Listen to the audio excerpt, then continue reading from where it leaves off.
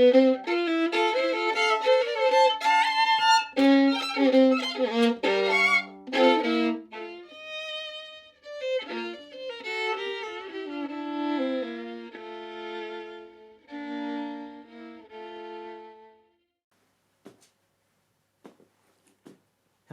today I want to introduce the bow, not how to use it, but how to take care of it.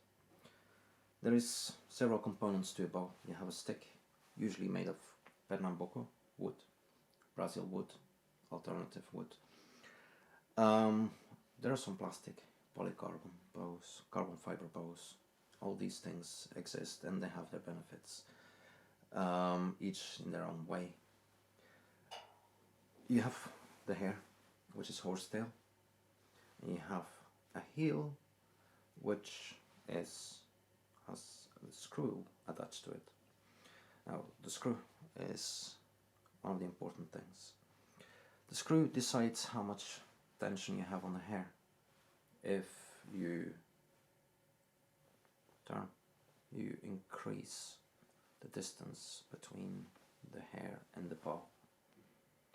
Now, I've seen a lot of bows over the years where it gets tensed so far that it curves the opposite way. So right now it curves down, that curves up. It seems an easy solution in the beginning in order not to crush the sound or crush the hairs when you don't have a very good right hand technique, but it will destroy the bow. You will lose control over the bow and you end up having to press harder and harder. You need about 5mm at the lowest point. Lowest point changes depending on which type of bow you have. About 5mm at the lowest point between the hairs and the stick.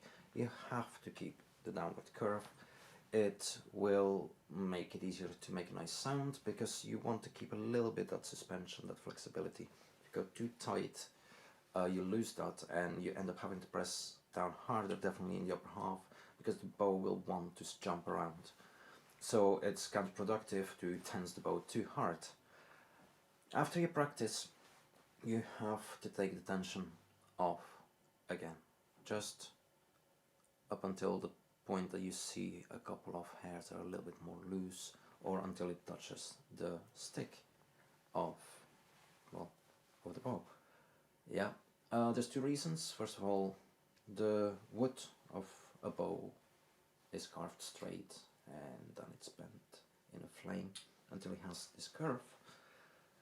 If you keep the tension on there continuously, it will start warping and the bow will become very difficult to handle. It will be unpredictable. Also, if you continuously keep tension on it, the hairs will start stretching more and more, and eventually they're pretty useless and you're going to need a rehair. So make sure that before you start your practice, you tense the hairs, not too much,